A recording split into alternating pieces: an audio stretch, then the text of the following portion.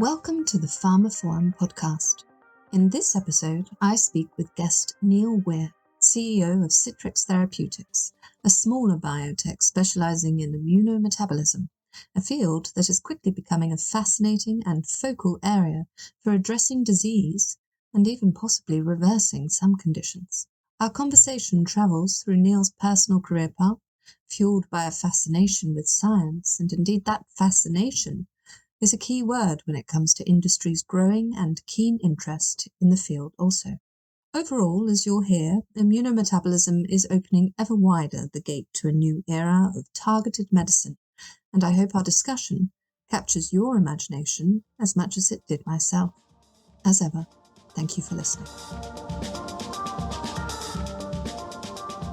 This is web editor Nicole Raleigh, and today I have with me Neil Weir, CEO of Sitryx Therapeutics. Welcome, Neil. Thanks.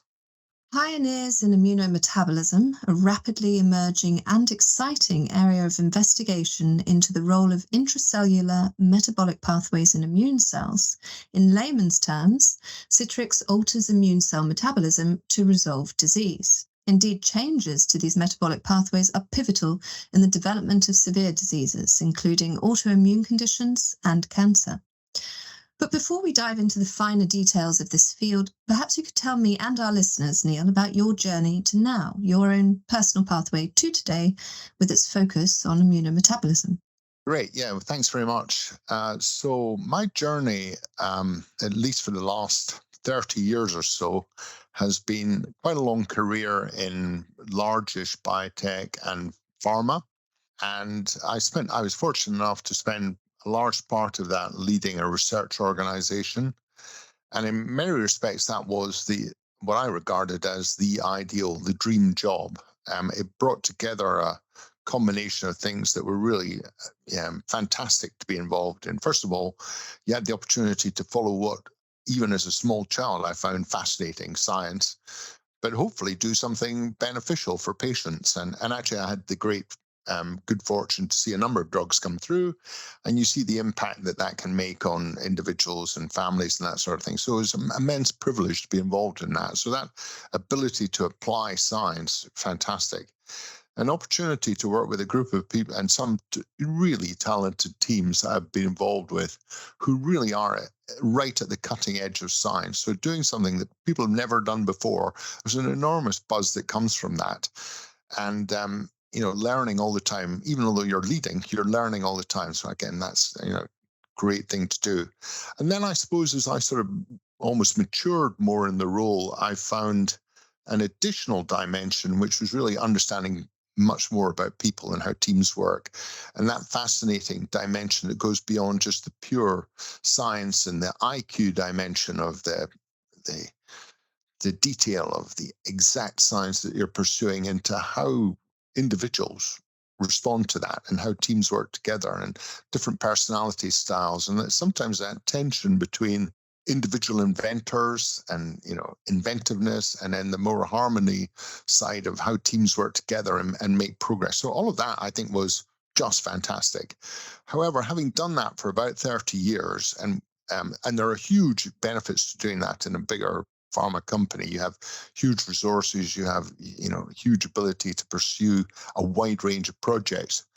But I think I began to decide that I'd quite like to take a step back and work in a smaller environment again, where you can get, or at least you feel you can get things done more quickly and it perhaps more suited to the impatient. So the opportunity came up for me to step away from a job where, again, I had the privilege of running an organization of many hundreds of people, to starting up a company where I was employee one of one.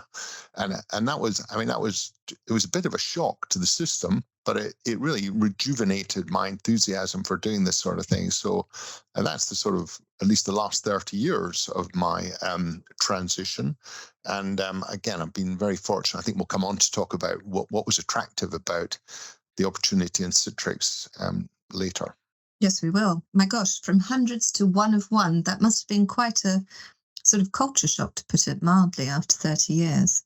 Oh, it was, yes. But I again, I think you sometimes feel you're ready for it, because almost inevitably larger organizations have to have necessary processes and systems in place, etc., and all the complexity of just because you are a large organization and having confidence that you're making good decision and that sort of thing. It does sometimes feel like you're explaining the same thing over and over again, without necessarily being very confident that that is to an audience that's enormously interested in it. So I think it's a culture shock, but it's a great sort of freedom that comes with it. Albeit, also comes with it, if you all the sort of rather mundane things of operating and having an office and that sort of thing. You suddenly have to become interested in these sort of things. Yes, a freedom tempered in the realities of it. Great. Yeah. So thank you for that. Now, with this freedom, there's been, alongside that, your path, there's been this growing interest over the past 5 years or so in the potential to control cell metabolism. And Big Pharma is active in this space. But Sitryx itself has been working more recently with Eli Lilly and Co. Is that correct? Correct, yes. Okay, so before we talk about that, let's talk about the field of immunometabolism itself. So can you provide a brief overview of this field of study for listeners, share a bit of the science, and tell us how it will enable differentiated targeted approaches? Yeah, no, it's a pleasure to do that. Well, I think a lot of us became much more familiar with some of the terms associated with immunology over the COVID pandemic, and all of a sudden T cells and B cells became mainstream news items. So, but it's fascinating, really, the immense power of the immune system to make a selection between who it regards as, or proteins or targets that it regards as self, and targets that it regards as perhaps belonging to an invading or an infectious agent and that sort of, or even a cancer. So that enormously complex differentiation it has to make to decide who it's going to attack and who it's going to live with in harmony it's a fascinating area of science. And unfortunately, it doesn't always go right. So there is this challenge that occurs when the immune system identifies something which it should be recognizing as self as something that brings danger, and therefore it wishes to attack. It's an immensely powerful system and has the potential to cause enormous damage to self if it gets those decisions incorrect.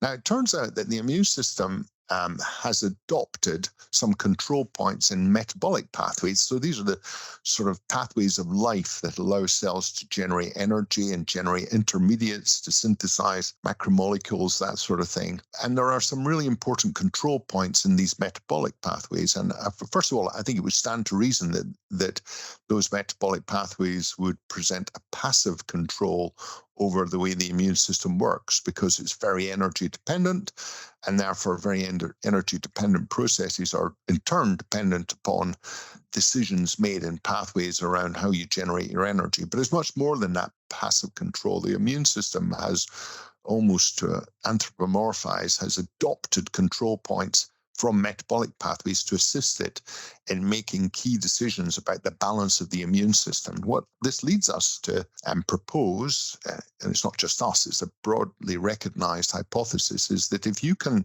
assist in rebalancing the immune system by reimposing correct decisions, you can move towards therapies that assist in bringing patients towards remission, as opposed to treating ongoing chronic inflammatory conditions just by suppressing the consequences of an aberrantly activated immune system.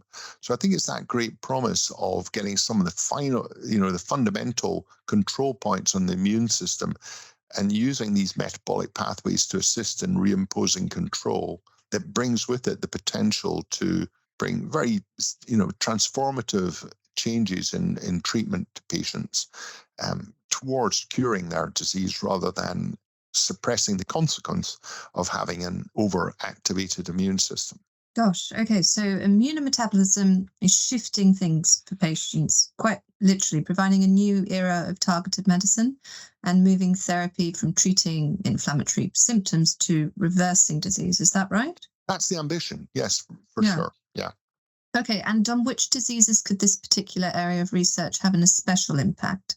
I mean, you mentioned remission a minute ago, so we are talking cancer inclusive in this. Well, that's correct, because I think you can push the immune system in different dimensions. At Citrix, we're particularly focused on the autoimmune inflammatory, essentially where we're probably more towards suppressing the immune system when it has become activated against something it should not have become activated. But in principle, the same concept applies. But the sort of indications we've thought about or are addressing are conditions such as inflammatory bowel disease, Crohn's, ulcerative colitis, which can be devastating for patients, including rheumatological diseases where you can see joint destruction, that sort of thing, dermatological conditions like psoriasis, atopic dermatitis, and the associated systemic problems that can go with these diseases, and then more broadly into other diseases which involve the immune system, but actually spread beyond the systemic, perhaps into the central nervous system, such as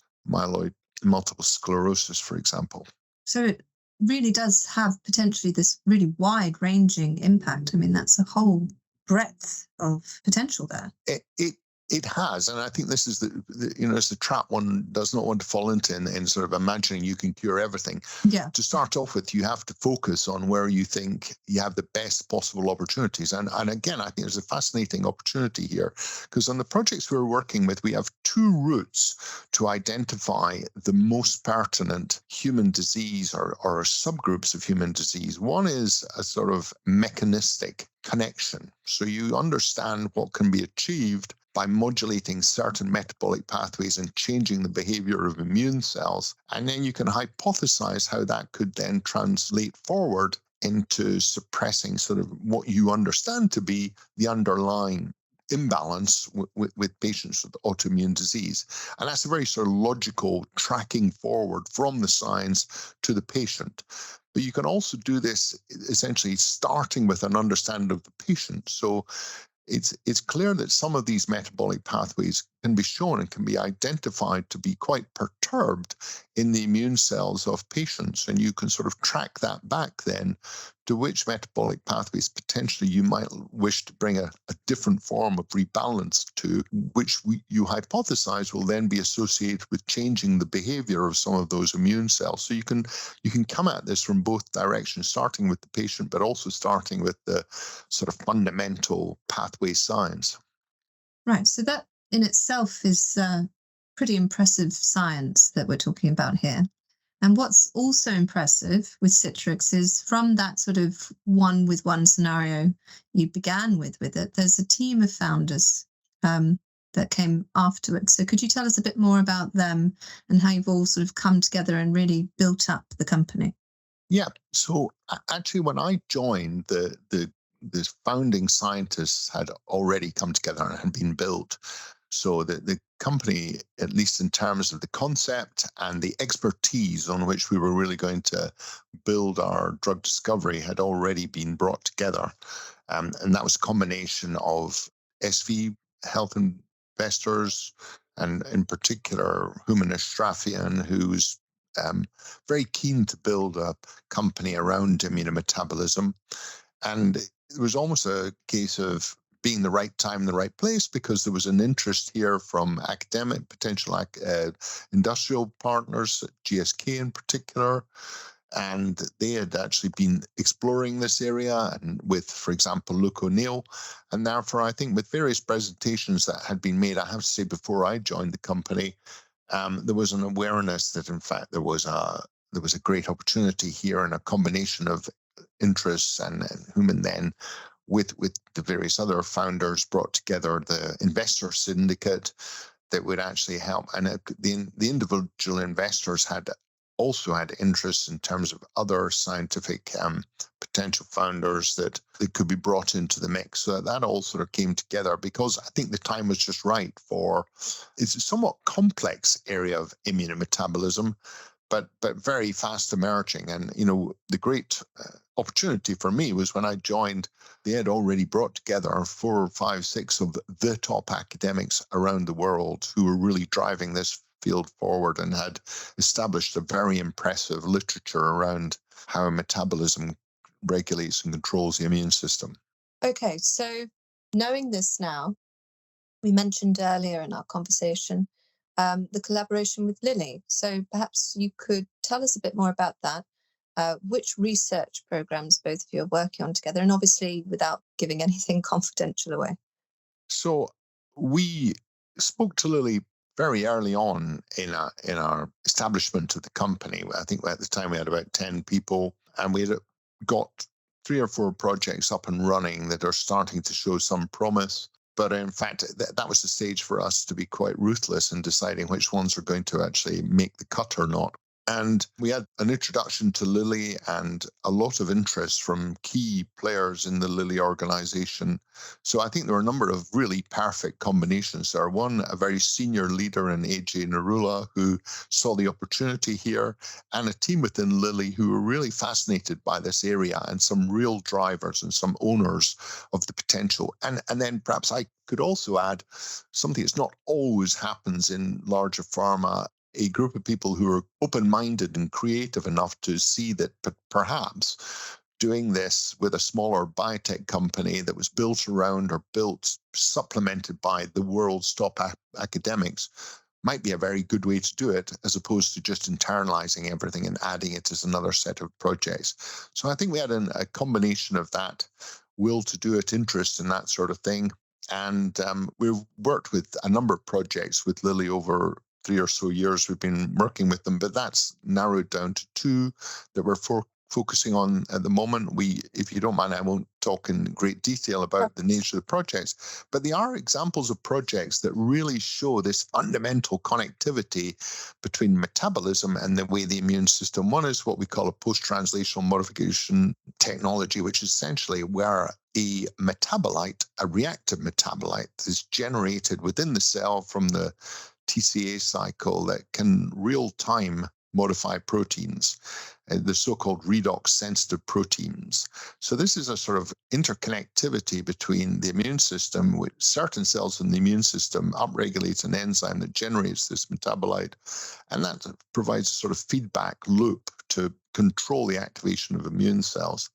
And then the second project we're working on is in the field, what's called one-carbon metabolism. So this is metabolism within the mitochondria, the sort of energy generating unit of the cell. So this is fundamental energetics of the cell. It's a type of biology that has been drugged previously, and it's really elegant work by Jeff Rathmel that sort of reveals some of the connectivity between these pathways and the way T cells in particular behave, and not only their activation, but the maintenance of their activation. So these are 2 projects. They're both at pretty late stage for earliest biotech such as ours. So they're at the point of reaching candidate identification and progression through IND enabling, that sort of thing, in one case, and at what we call lead optimization. So fairly, one candidate identified and making progress, the other in late stage progression towards identifying a candidate molecule.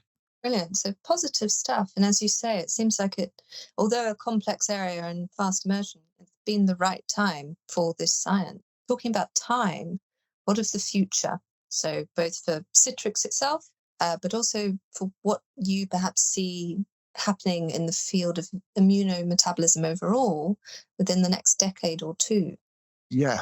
So great chance to sort of share thoughts here. Of course, all of this has to have the caveat that it's complex. But I think one of the fascinating things about this area is that it offers us the opportunity to modulate cells with drugs, but only the cells that are in the disease state. So let me try and pick this apart. Metabolic pathways are immensely complex, and we often think of them as linear pathways because that's often how they're drawn out. But in fact, they're enormously interconnected, and cells are hugely adaptive. We call it plastic in their ability to use these pathways. So the cells, according to different environments, can change the way they generate their energy and intermediates by rearranging flux or flow through these pathways. And it's that adaptability that we're essentially using here, because cells let's take a sort of inflammatory flare in an autoimmune disease. There's a huge number of T cells and other cells of myeloid origin, for example, and B cells that are trying to grow very, very quickly and proliferate and respond to what they see as a threat. And simplistically, they use up all the nutrients, and therefore these cells have to change the substrates they use. Now, the attraction here is that in doing so, they change their whole metabolism. They change their metabolism to a state which we can drug with certain points of intervention, which will not have an effect on the cells that are elsewhere in the body just doing a normal job, and there's not the same reduction in availability of nutrients. So it gives us an opportunity to target some points of control that we know are pivotal. They have been used in drugs previously, but are often associated with side effects, but do so in a way that really is only pertinent to the cells that are in this unusual metabolic environment of the disease, the local disease environment where all these nutrients have been used up and have had to rewire their systems. It gives you this potential to be much more selective in your drugs and be able to hit pathways harder without our anticipation, our hypothesis is, without bringing in anything like the same level of side effects. So 10 years from now, 20 years from now? I think that another interesting thing is that there's a lot of biology here, and we're really just getting to grips with it. So 10 years from now, rather than immunometabolic targets, which are already out there, methotrexate essentially is a drug that modifies metabolism. But on the whole, those drugs have been found by serendipity, because they've essentially been found by screening what influences immune cells.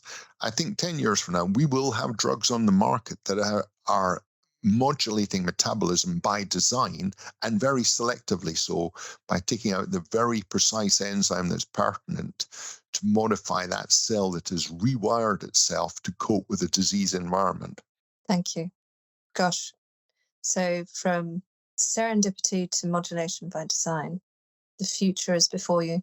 It's been a pleasure, Neil. Thank you so much for running us through all that. Thanks, Nicole. It's been great fun. And so that concludes another episode of the pharmaphorum podcast. You can find out more information about this episode, including a download link and information about previous installments of the series at pharmaphorum.com/podcasts. The pharmaphorum podcast is also available on iTunes, Spotify, Acast, Stitcher, and Podbean, where you can find and subscribe by searching for pharmaphorum. Of course, don't forget to visit our website itself, where you can sign up for daily news and analysis bulletins, and follow us on Twitter, or X nowadays, at pharmaphorum. That's all for now. Thank you for listening.